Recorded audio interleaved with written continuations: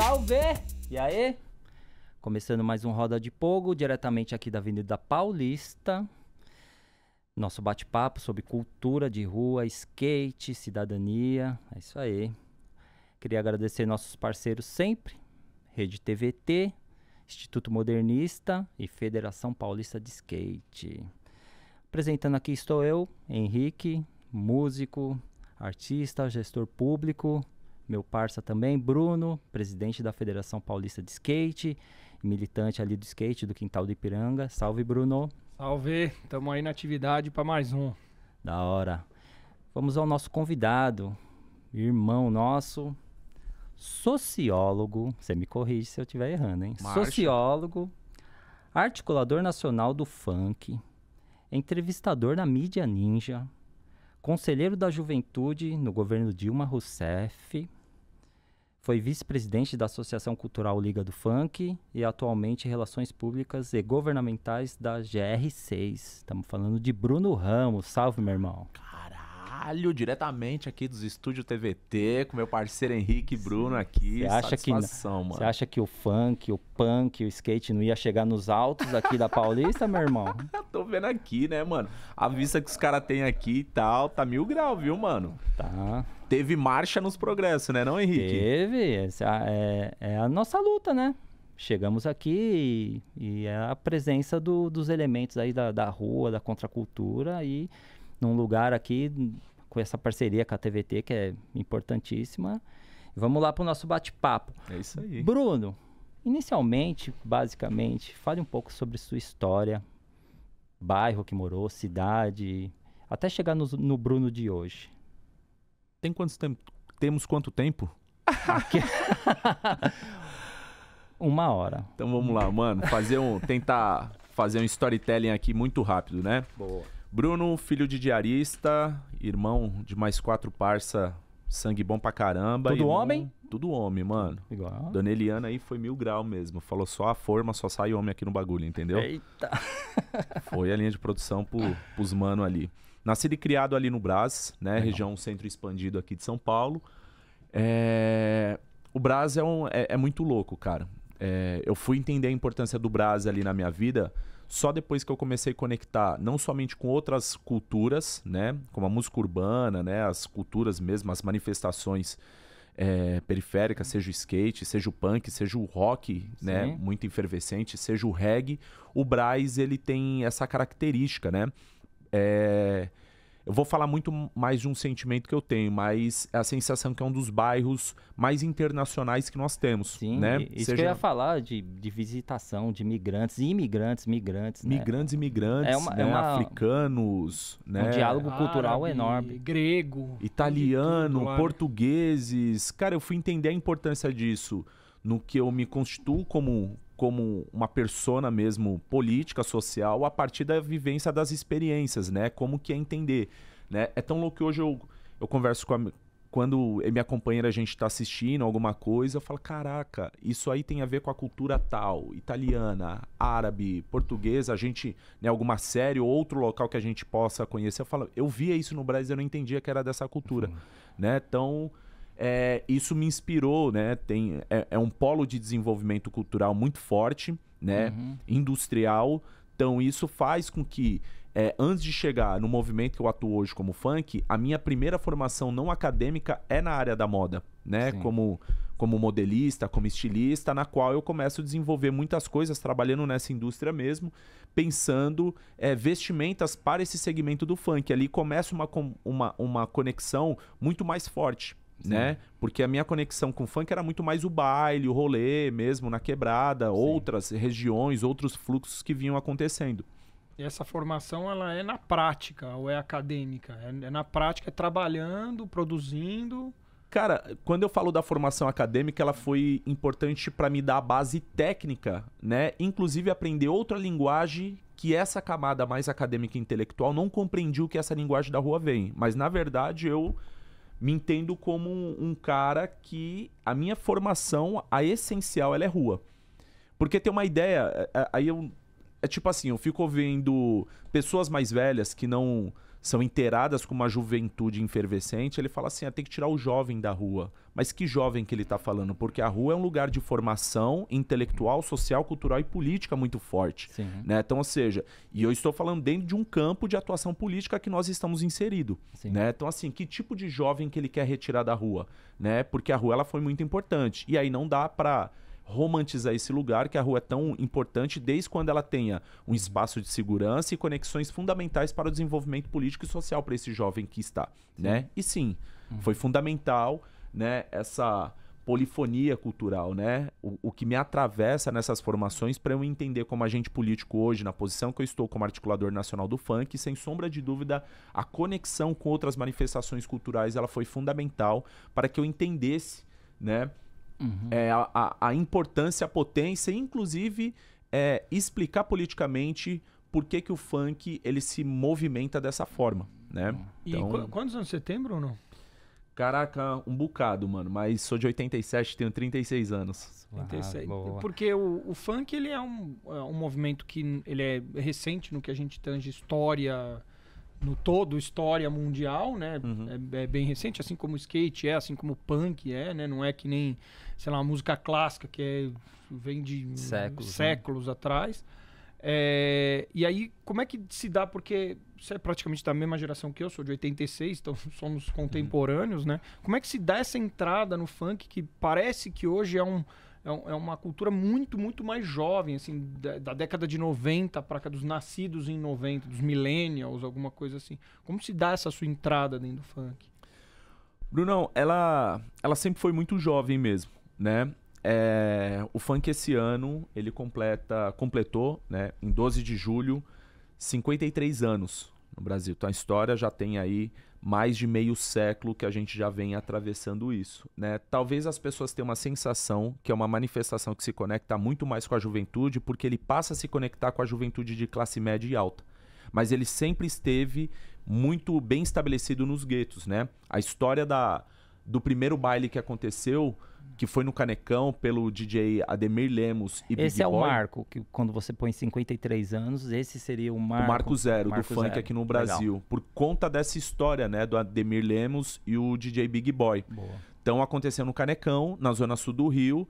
Então, quando eles fazem essa festa, né? Lembrando que o Big Boy era um geógrafo, né? Um cara de classe média, da academia, né? Muito importante a história que ele começa a trazer os vinis ali dos Estados Unidos para começar a tocar nos bailes, né, no Brasil. E aí quando eles pensam em fazer essa festa, trouxe uma frequência de jovens das bordas, das periferias de música que já estava acontecendo aqui, muito por influência da música estadunidense no Brasil. E aí no Canecão, né, numa parte nobre da zona sul do Rio, eles se assustaram com o perfil de pessoas, de jovens, preto periférico, né? Começaram a frequentar esses espaços e aí só aconteceu essa festa, depois eles empurraram para a quebrada. Falou, não, aqui não pode ter esse perfil, a gente está pensando em outro espetáculo.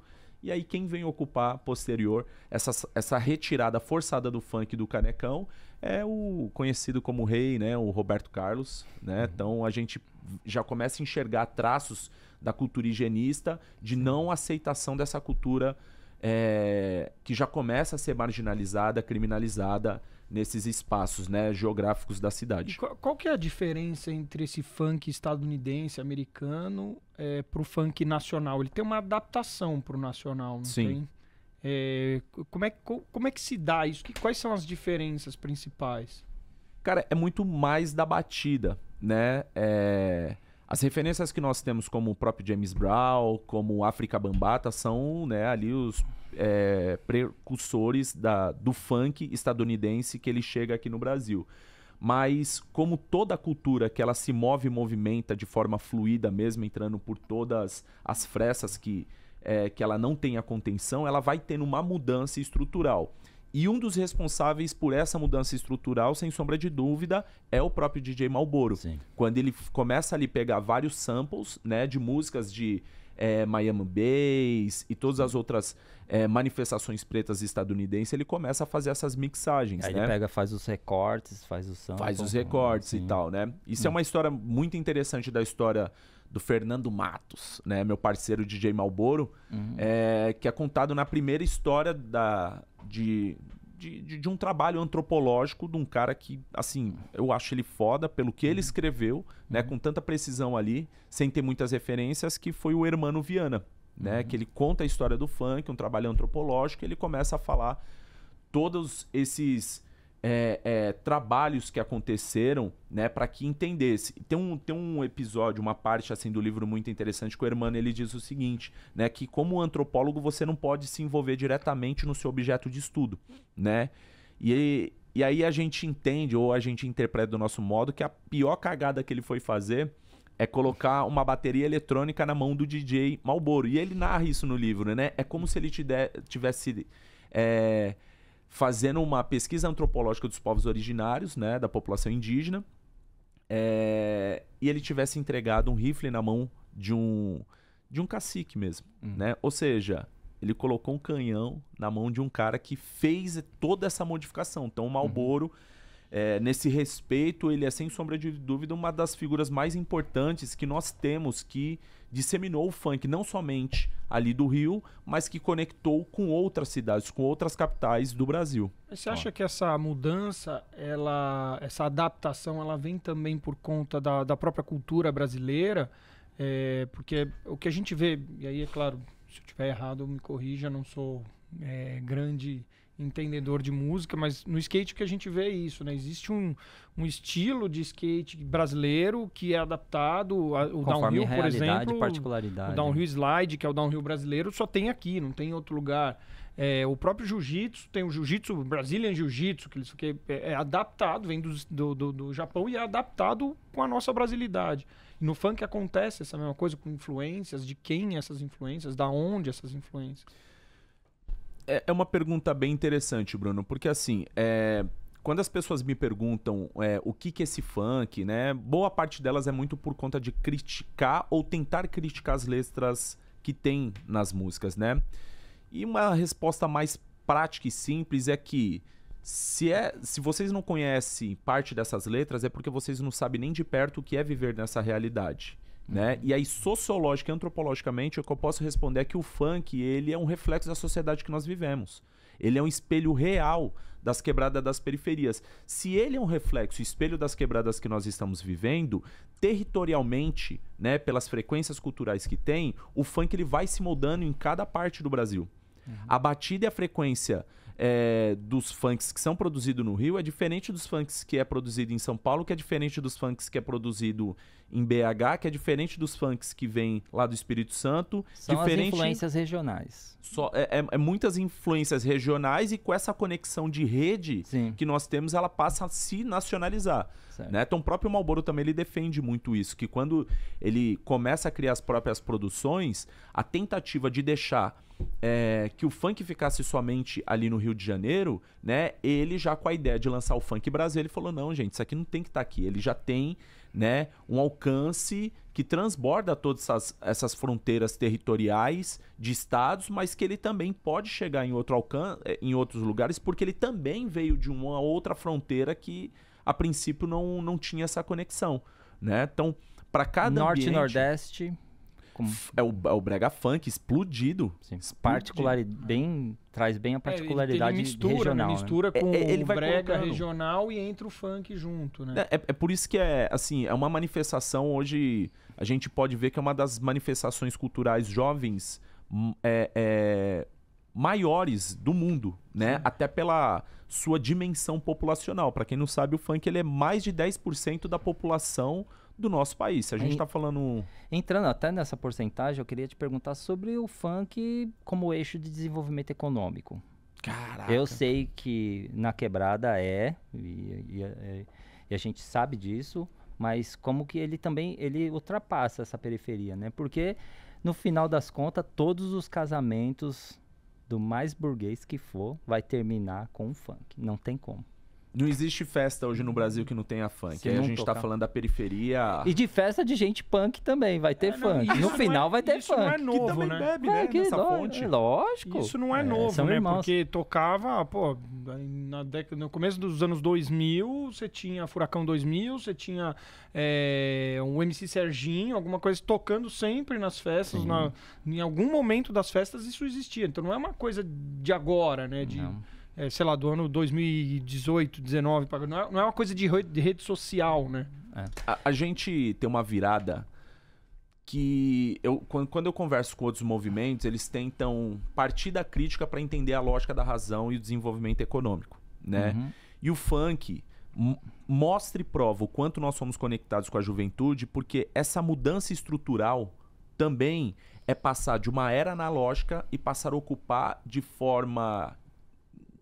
Não sei nem a palavra se possa dar resistência, mas assim, de forma da necessidade que teve da molecada colocar, né, as músicas deles. Então a gente sai de uma era analógica e passa a ocupar uma era digital de forma muito ativa, né?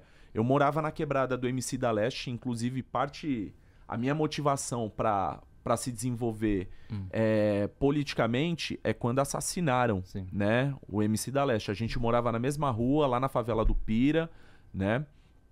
E... Pra que ano que é? 2013. 7 de julho, o assassinato dele, né, lá em Campinas. Aquilo me marcou muito, cara.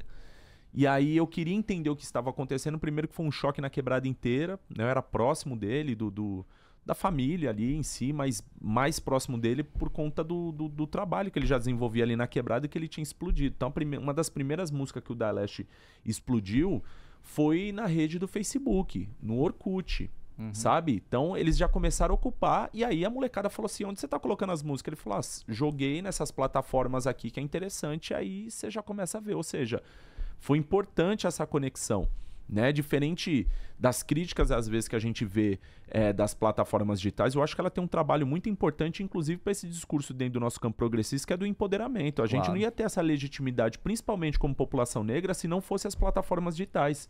Porque se a gente fizer um recorte histórico das mídias tradicionais hegemônicas, preto só foi visto como bêbado, bandido, desordeiro. Então, assim, essa virada de chave de ver o tanto de cara que vem da periferia, ou figuras como o que você trouxe da Lacraia, MC Serginho, ou própria Tati Quebra-Barraco, o próprio General Cidinho, tinha uma seletividade do que era permitido estar passando na televisão e do que não era permitido. E aí, a própria mídia hegemônica falou, esse não pode porque ele é meio proibido. Curadoria hegemônica. A curadoria branca hegemônica, Sim, né? Sim. Que a gente vai percebendo, né? Então, assim, a chegada das plataformas digitais, nada na história desse país de 500 anos de história, ou de tudo que a gente sabe de política, nada colocou mais pretos e favelados em lugar de ascensão, né? Seja intelectual, seja cultural, seja político, seja social e principalmente econômico, como o funk tem feito através das plataformas digitais.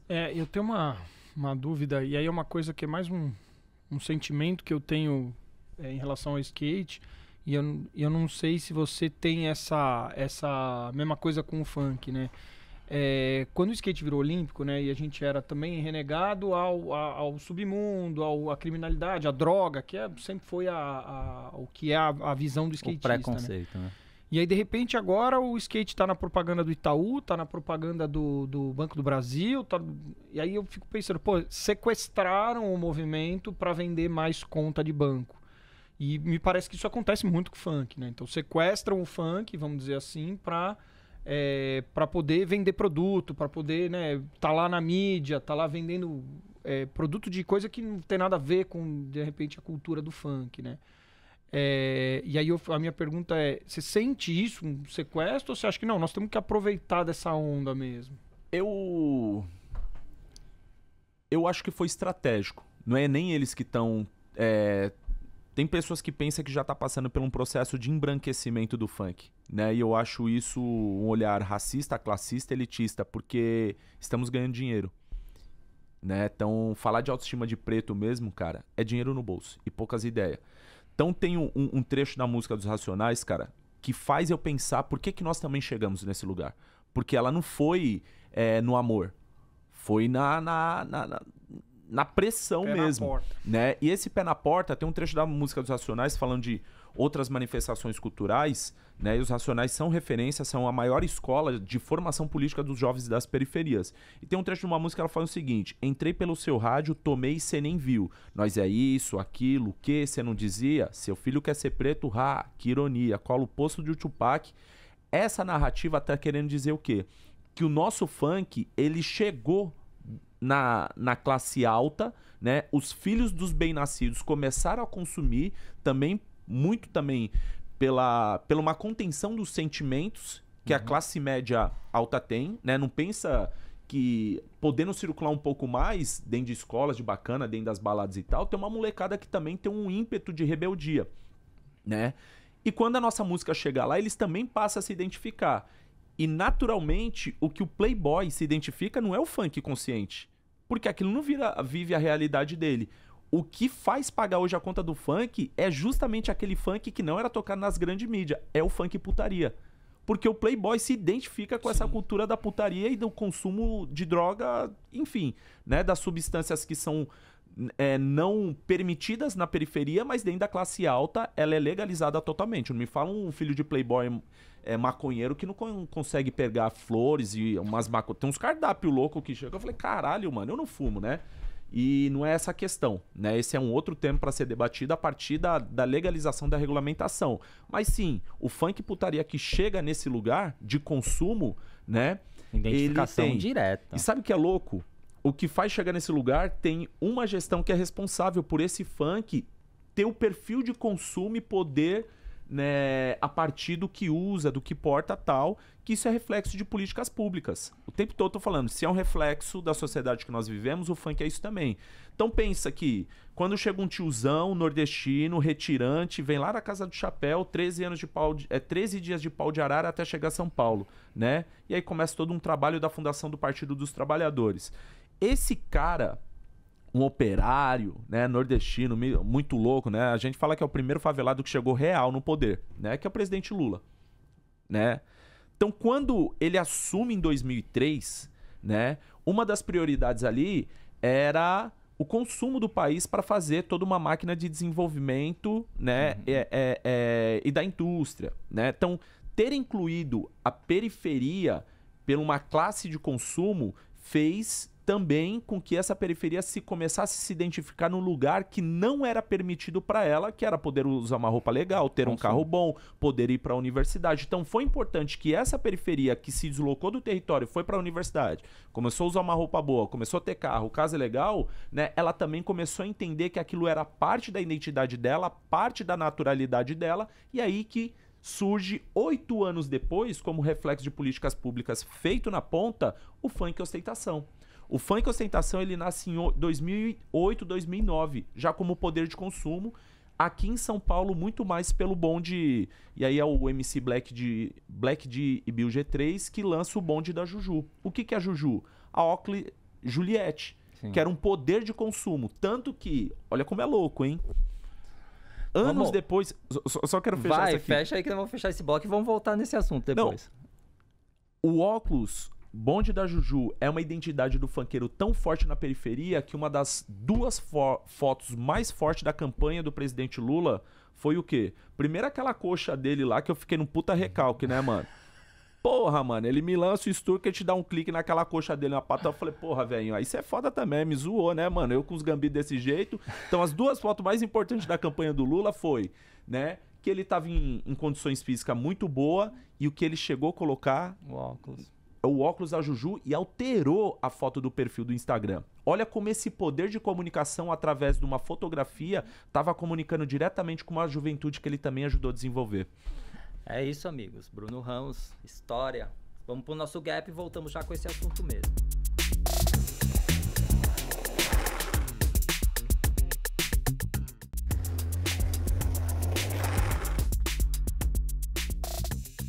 Salve, voltando aí com Roda de Pogo, diretamente aqui da Avenida Paulista, com nosso irmão, militante, parceiro, Bruno Ramos.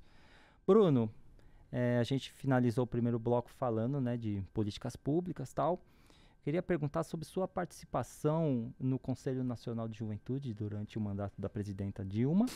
Como foi essa experiência e um pouco sobre política pública mesmo, tanto do funk e de outros movimentos. Vou explicar o que é o Conselho Nacional da Juventude Por também. favor. Explique também. Vamos lá. Conselho Nacional de Juventude, né, minha passagem pelo Conselho, ela foi muito importante até para o meu desenvolvimento de entender essa outra linguagem que não chega na quebrada, né? O Conselho, eu lembro das primeiras reuniões, eu e o Henrique, né, irmão? Quando a gente foi empossado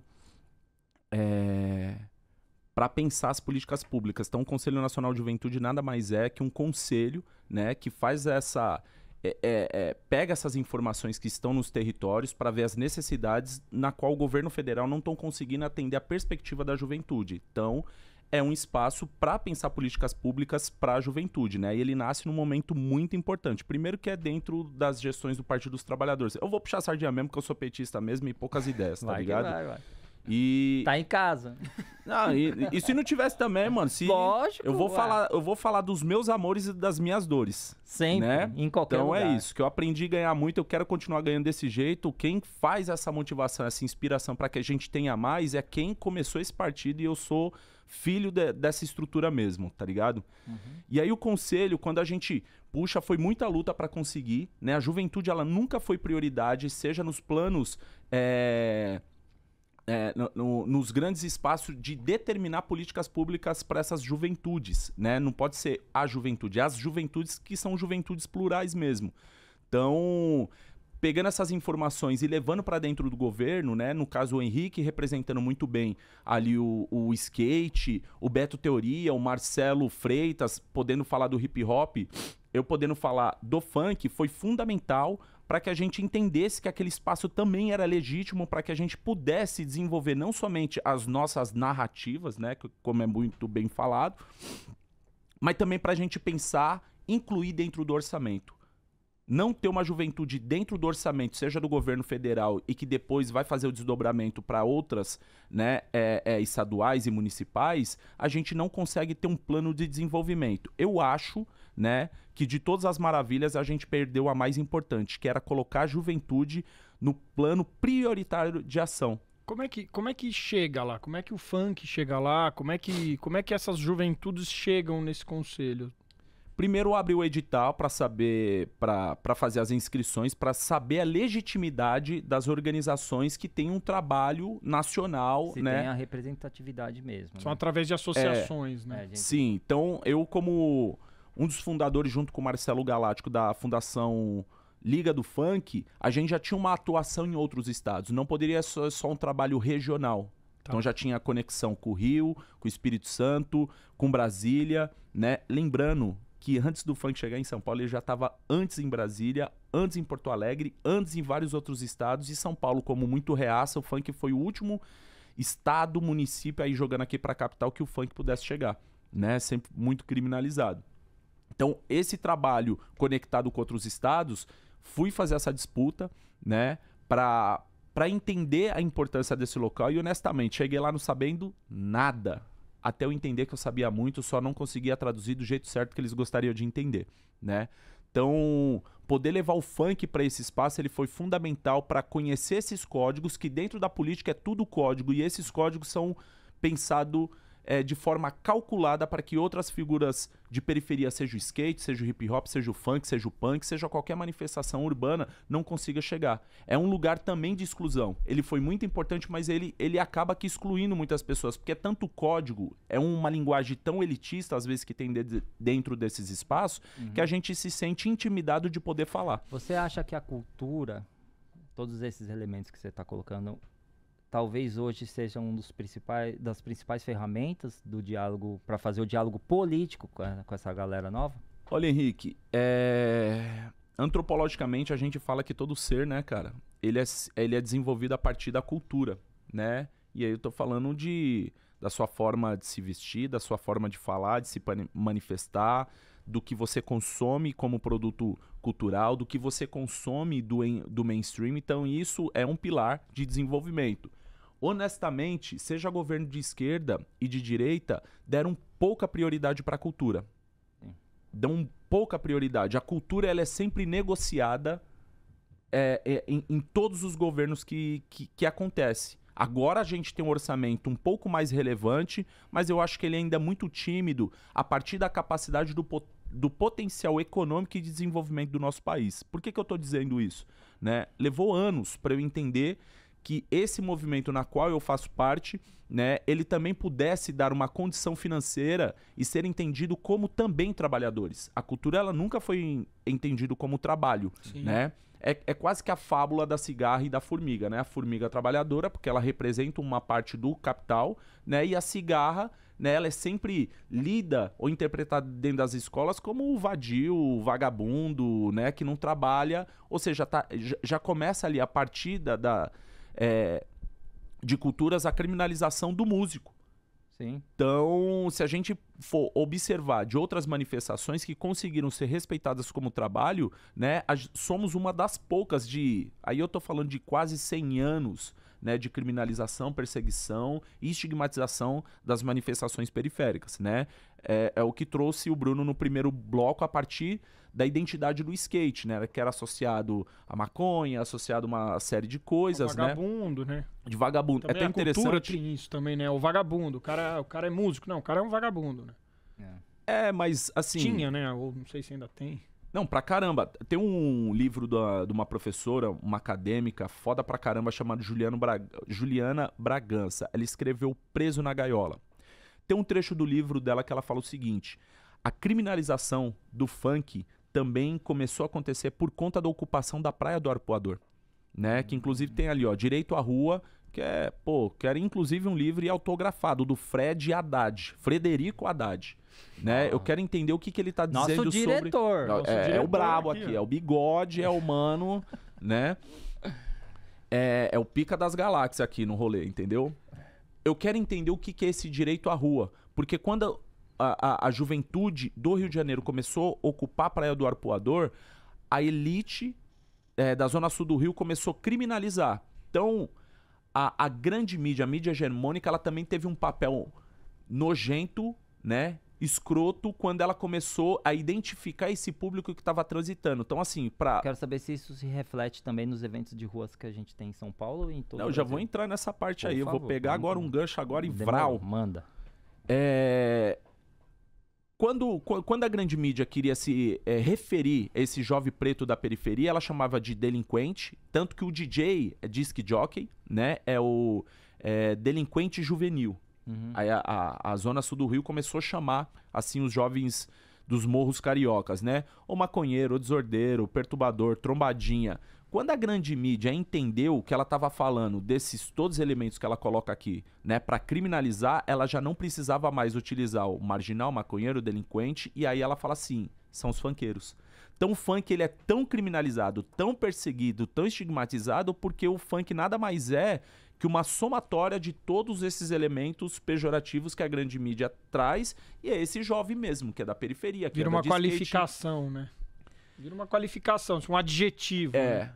Você adjetiva a pessoa resumindo naquilo, né? Exatamente. Então, a gente já teve muito esse conflito com o skate também. Lógico, tem um negócio... O funk hoje muito mais, assim, mas o skate também já foi muito classificado como X e acabou. Era falar, skatista, já vinha com uma série de... Henrique, eu acho que isso é calculado, cara. Seja claro. Por todos os campos políticos, porque isso significa como reserva de mercado. Reserva de mercado de capital político, né, para plataformas eleitorais. Por que eu tô te falando isso? Eu vou entrar um pouco na parte econômica até chegar nessa questão dos territórios, que é as manifestações, que é o fluxo, baile funk, baile de favela. Boa. Né?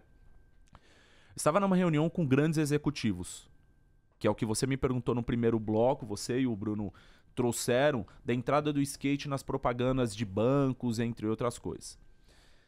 Quando eu cheguei a falar para esses grandes executivos, os caras é da economia, manda na economia do país e tal. Eles, tipo, pô, vai um funkeiro, vamos lá ver o que esse funkeiro tem para trazer. Eu falei, gente, não é hoje, no lugar que nós estamos, que até esse lugar que nós estamos hoje, né, ele foi calculado, ele foi estrategicamente pensado como que nós iríamos ocupar. Com um trecho da música que eu pude recitar aqui dos Racionais.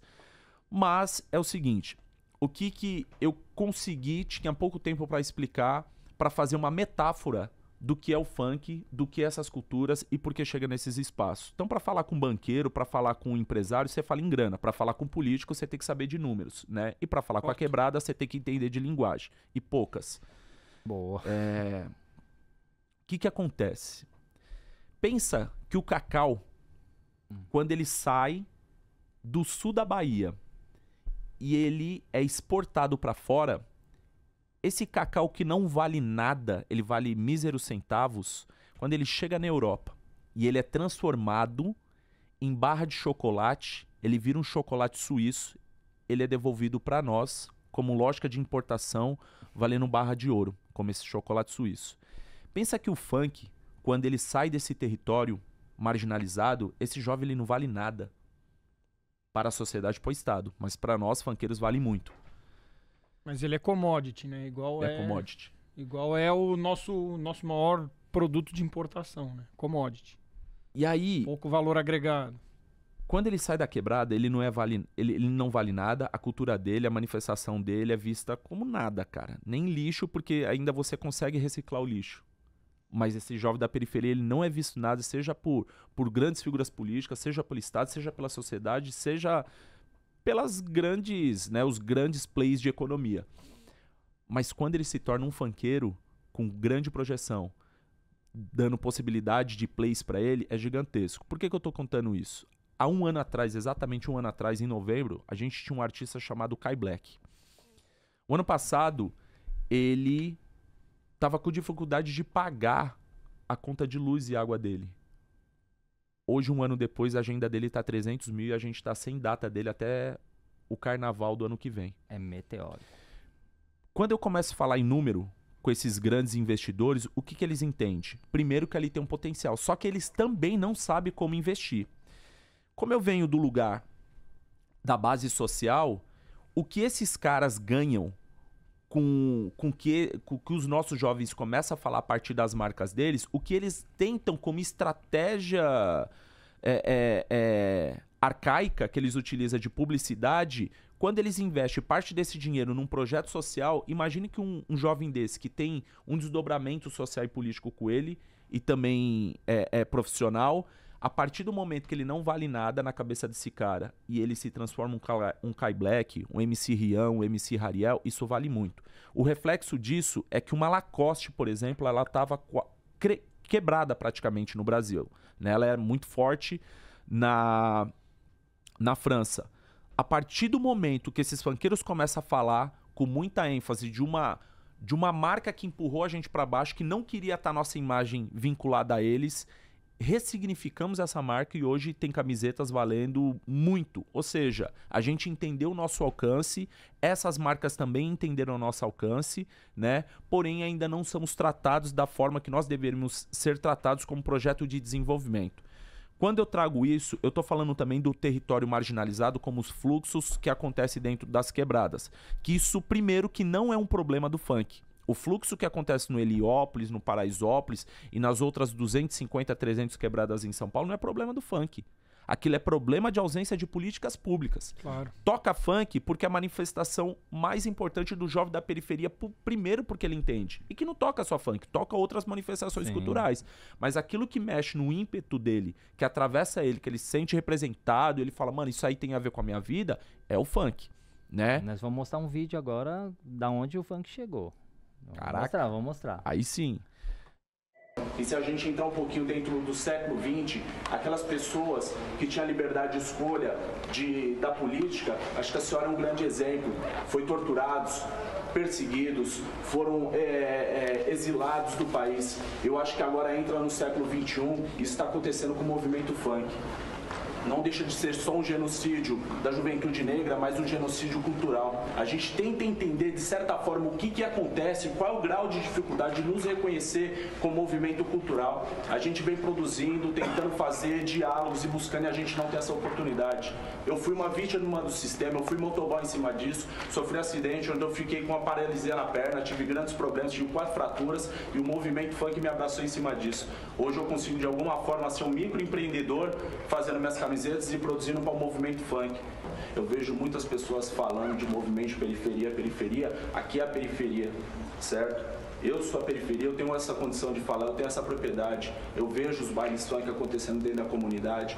Now, put some stake on it, ou coloque mais um pouco de funk nisso.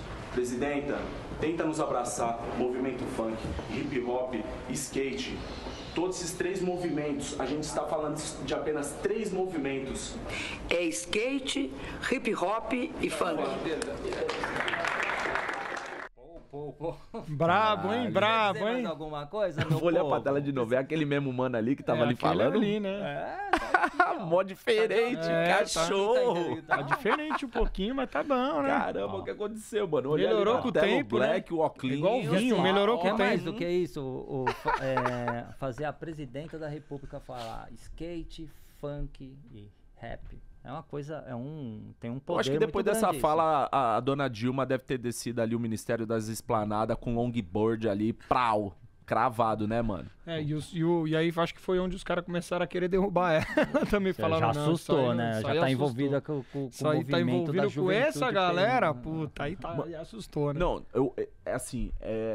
eu vejo esse vídeo assim, cara, eu fico emocionado, porque eu lembro a chegada que nós tivemos nesse local, o tanto de emoção que deu. E não somente de nós que estávamos chegando, mas das pessoas que trabalhavam lá no palácio. E quem vocês estão representando Era a também, né? representatividade. Você tá né? carregando a tua representatividade quando você chega ali, né? Cara, Não tá sozinho, né? Não, isso quando foi em rede nacional, quando passou, eu lembro muito bem que antes de voltar para São Paulo, já tinha circulado, né, em todas as mídias, e o telefone começava a tocar. Eu não tava entendendo o que tava tocando. Eu falei, puta, não dá agora. Aí, né, família ligou, minha mãe ligou, falou assim, nossa, você tá passando na televisão, que louco. Quando eu saí de lá e cheguei em São Paulo, foi uma festa do caramba na quebrada, mano, onde eu tava. Que a galera falou assim, mano, foi muita felicidade, mano. Isso é muito... Foi muita alegria. Falou, velho, que você é louco, mano. Você foi falar um bagulho desse. Então, assim, a linguagem, ela importa. E pra quem tá falando, e não só pra quem tá recebendo como receptor dessa informação, mas pra quem tá assistindo e falou, eu gostaria de traduzir esse mano louco periférico da quebrada tá falando de um jeito que eu não consigo organizar. Então isso me marcou muito. Me marcou muito que exatamente o que eu faço hoje é justamente por conta desse trabalho. Isso tem 10 anos. Isso foi no dia 7 de setembro, né, de 2014. A gente estava poucos dias das eleições, da reeleição da presidenta Dilma. E isso me marca até hoje. Ou seja, a gente não tem livre-arbítrio, né? Nós somos reflexo do nosso entorno, né? Então, se eu tive oportunidade, costumo dizer que a gente, periféricos, não tem muitos privilégios, né? Mas eu tive muita vantagem social. Estar num lugar desse, com essa inclinação, é o que me transformou no cientista político que eu sou, né? O sociólogo que eu sou, né? Conhecendo todas essas frequências, né? Então, isso é fundamental. Mas por quê? Porque dentro da própria academia também ela faz essa contenção desse sentimento, dessa narrativa. É muito interessante a gente falar dos grandes contratualistas, tipo Jean-Jacques Rousseau, Locke, mas na essência a gente não consegue traduzir isso. O que é isso para nós? É porque a quebrada, de forma invisível, nós também temos o nosso contrato social. A gente tem as nossas leis, a gente tem as nossas regras e ela precisa ser respeitada. Não sabemos se é da melhor forma possível, né? Mas a gente tem esses contratos sociais que é o que faz o fluxo da quebrada acontecer e ser a potência também econômica. É a maravilha que acontece o fluxo da quebrada? Tem muitos problemas, como o som alto, o descarte do lixo de forma irregular, o horário que começa e não tem hora para acabar, né? Diferente do que a gente está tentando organizar. O diretor tá chamando... Desculpa te cortar, irmão, né? Vamos voltar nesse assunto. Eu preciso chamar um intervalo aqui rapidinho. Boa. Intervalo, um gapzinho, já voltamos com o Bruno Ramos.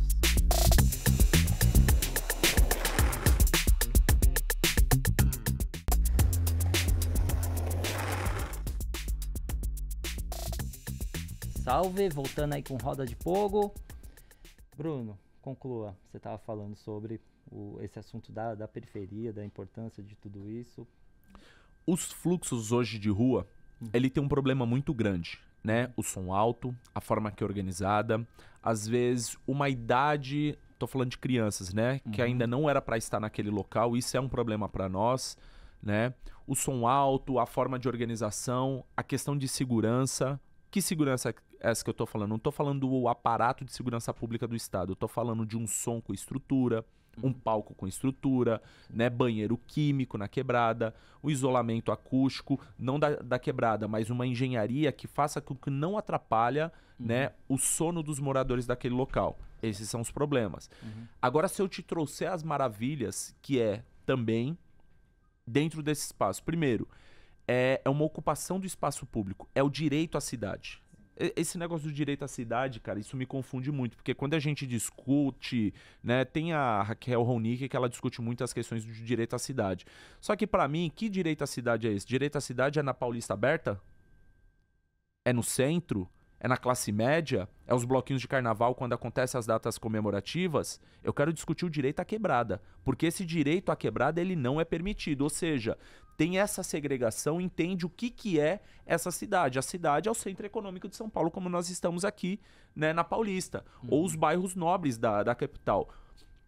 Por que nós, dentro da quebrada, também não temos direito a essa ocupação, por negligência do Estado, de não construir espaços adequados para essa juventude poder manifestar a cultura dela, né? Pensar o desenvolvimento econômico. Qual é esse desenvolvimento econômico?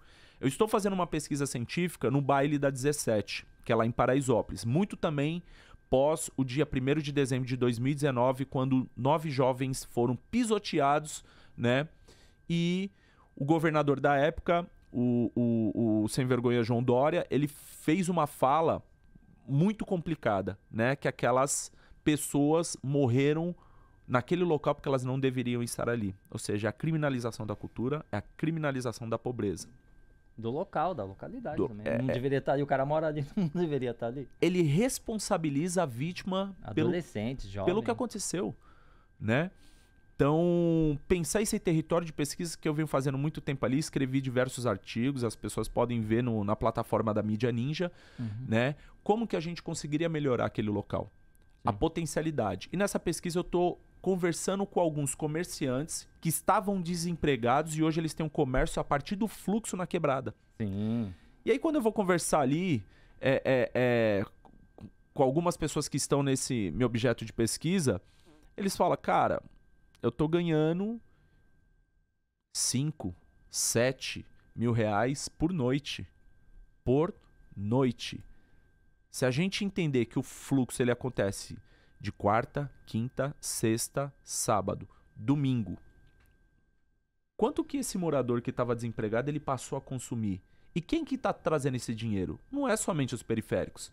São as pessoas que moram no entorno ali, né? Do Real Parque, do Morumbi. Ali é uma região muito privilegiada a partir de uma questão econômica. Então essas pessoas elas também estão frequentando esses ambientes, né? E toda a estética do que é curtir um baile de favela mesmo, de estar nesse negócio, e aí é muita importância a partir da virada de chave que o MC João, né, que passou pela Liga do Funk, posso dizer que é um afilhado meu, ele identificou isso e traduziu isso na letra, que é aquela música Baile de Favela. Essa música ela é tão importante que ela não foi só importante na capital, ela transbordou, ela foi para fora do país. Ela fez com que Rebeca Andrade, a nossa medalhista olímpica, ela coloca nas apresentações dela baile de favela, ela coloca funk. Então hoje esse país virou o país do skate, do futebol e do funk. Do futebol e aí não é tanto mais, né? Sem tirar o Zé Ruelas que aparece aí fazendo merda, posando em foto com outro Jão, aí não tem como, né, mano? Ô Bruno, eu queria falar um pouco sobre você, dessa viagem, dessa experiência que você fez de viajar pra Índia e tal, porque isso ajuda a gente escuta aqui você falando sobre os movimentos, sobre tudo isso e tem muito conteúdo, mas a gente também queria entender um pouco da sua vida e como isso mexeu com você, essa viagem. Cara, eu ainda, até hoje eu tô tentando sentir o que foi essa viagem, né? Eu agradeço muito a minha companheira, Marjorie Pomaroli. Ela é engenheira de software, né? Ela morou 5 anos em Londres, morou mais 5 anos ali no Vale do Silício, né? Sou fã do trabalho que ela faz, porque ela é cirúrgica, trabalhou nessas grandes plataformas, Facebook, Instagram, WhatsApp, então manja. A mina é assim, é nerd, especialista, foda. E antes de estarmos juntos, ela fez uma viagem para a Índia para o casamento de uma amiga dela, outra engenheira, e foi bem no período do lockdown. Então, assim, uma semana que ela estava ali, ela passou mais alguns dias, ela foi conhecer outras localidades da região, e aí chega a pandemia, Covid-19 no mundo. E ela foi obrigada a ficar 1 ano na Índia. Tá, que eu pariu. 1 ano na Índia. Nossa, Irmão, quando ela me fala esse bagulho, sem entender, eu chorava antes. Eu falei, nossa, mano, ela ficou nesse local, tal, distante da família e tal. E ela falava, ela morar em Índia, cultura hindu e tal, a alimentação, muito apimentada. Ela ficava falando, eu falei, caramba. E aí, o ano passado, ela falou assim, ó, quando terminar as eleições, estava candidato ano passado, né? Ela falou, vamos fazer uma viagem? A gente se organizou financeiramente, fizemos o nosso planejamento ali, metemos o pé. Éramos pra gente ter feito uma viagem de 10 dias somente. Ela queria muito que eu conhecesse um pouco dessa maravilha, porque ela tem familiares ali, né? Ela se organizou como familiar de uma nova forma social. E aí eu fui conhecer a Índia.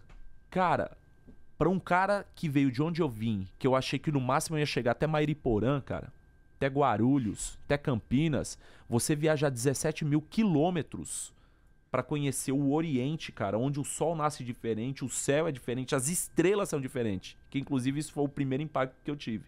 Cheguei, tava olhando pro céu, ela falou, tá diferente, né, amor? Eu falei, caralho, mano, mas que louco isso aqui, eu não tô entendendo esse céu aqui. Realmente, a organização das estrelas é diferente. Eu chapei, mano, parecia que eu tava em Nárnia. Eu falei, pô, mano, o que eu bebi, o que eu tomei, que eu fui... E aquilo me impactou muito. E aí conhecer toda a cultura. E vaca andando no meio da rua, e macaco andando no meio da rua. O acolhimento dos indianos com brasileiros e outros estrangeiros é incrível. Então, assim, a Índia é um pedaço do Brasil no Oriente. E uma população que é a maior hoje do planeta, né? 1,5 bilhão, né? Pensa essa densidade. Cara, então pra mim, mano, em muitos locais que eu fui... A Índia, para mim, representa o meu lugar de bem-estar, que é a comunidade. É o lugar do afeto, da troca, do compartilhamento, da organização, da festa, da movimentação, do trem cheio, lotado. Então, isso foi impacto, né? E aí nós saímos do sul da Índia, depois de uma longa viagem. Saímos do sul, a Marjorie tinha trabalho na Índia para ser feito, né? E eu também fui aproveitar para entender por que o funk tinha ido para esses locais. O que era essa lógica desse movimento tá tão longe? Porque quando a gente abria ali os números, seja do YouTube, seja do Spotify... funk lá, você escutou lá? Pra caralho, mano. É mesmo? Ouvi baile de favela.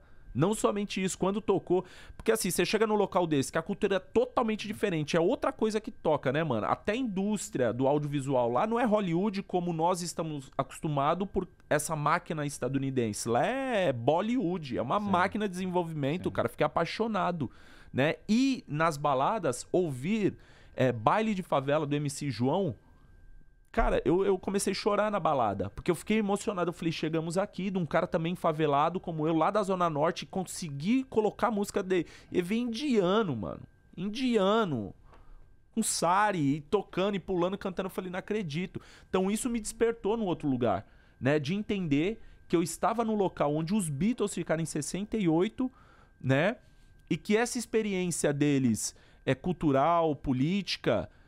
que no retiro espiritual, no ambiente onde eles estavam, fez com que isso ajudasse a culminar no álbum mais importante da história da música de todos os tempos, que foi o The White Album. Ou seja, se eu fiquei 10 dias, que era pra ficar, na verdade, e acabamos ficando 30, essa experiência dentro de Rishikesh, que é o Oriente, na divisa ali dos Himalaias, podendo voltar pro Brasil...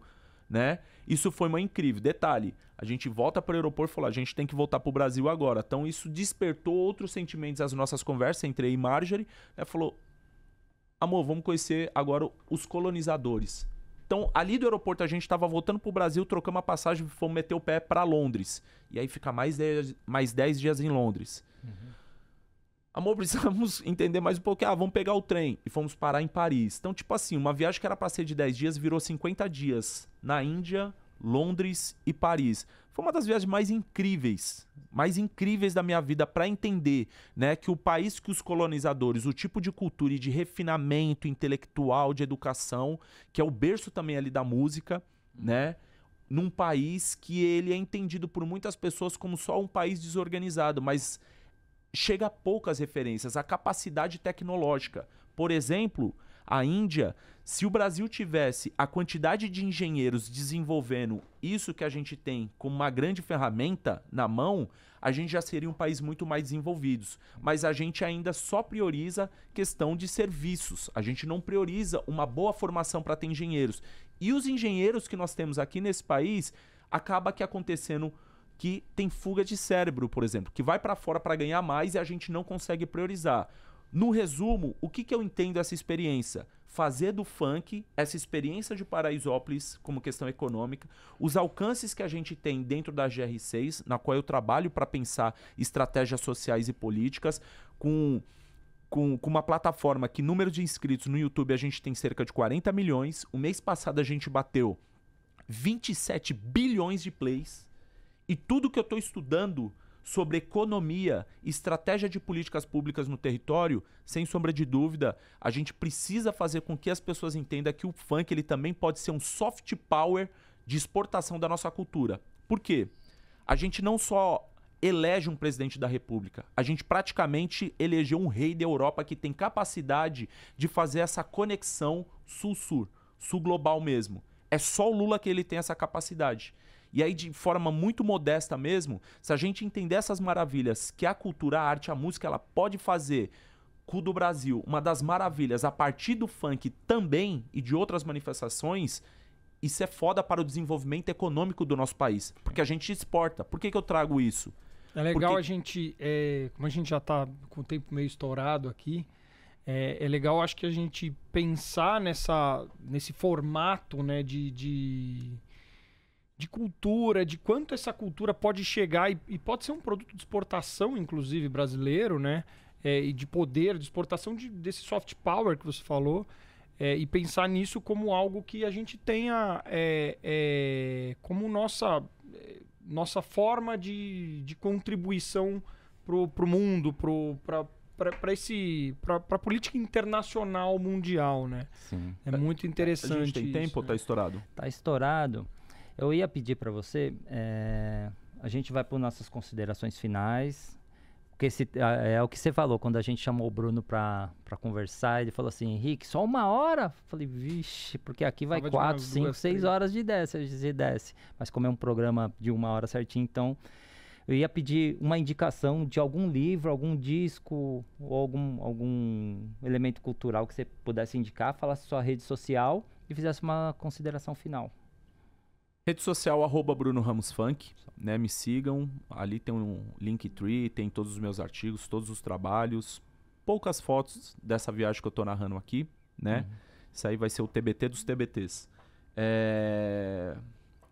Eu vou indicar, hoje não um livro, eu vou indicar, se inscreva no canal da GR6 e vejam e estudem o que esses jovens estão falando, porque não é possível uma música como Let's Go 4, do MC Ig, tá aí pelo menos mais de um mês como top 1 do Brasil. Já tá batendo 112 milhões de plays em menos de 2 meses, né? Então, o que esses caras estão falando ali que move tanta economia do nosso país que as pessoas não entendem?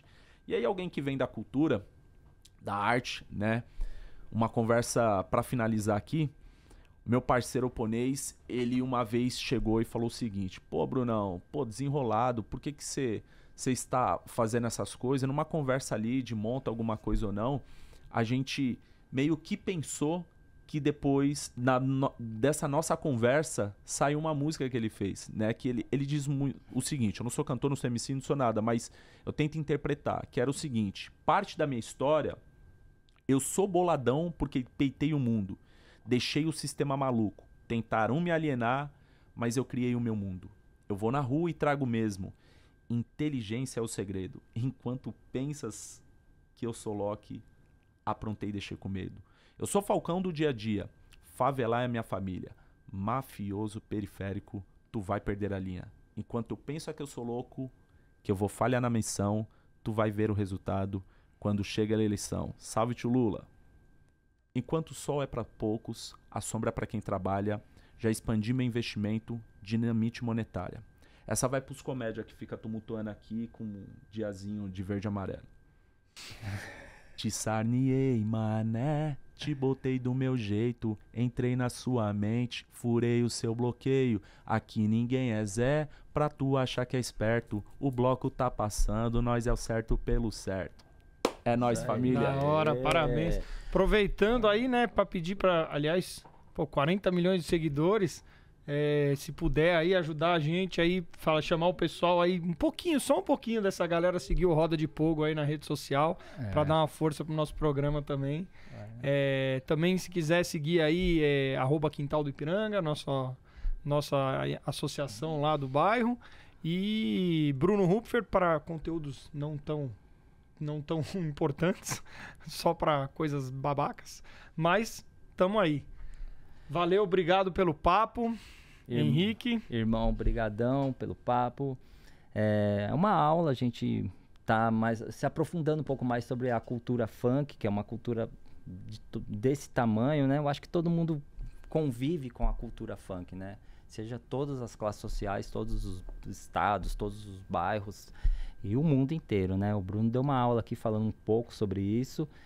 E já fica um convite aqui numa segunda temporada para o Bruno retornar e falar um pouco mais, só porque faltou ainda aqui algumas perguntas importantes. O pai tá estourado. Irmão, queria te agradecer demais, Bruno, meu parceiro aqui também de apresentação. Tamo junto, até a próxima. Roda de Pogo. Valeu!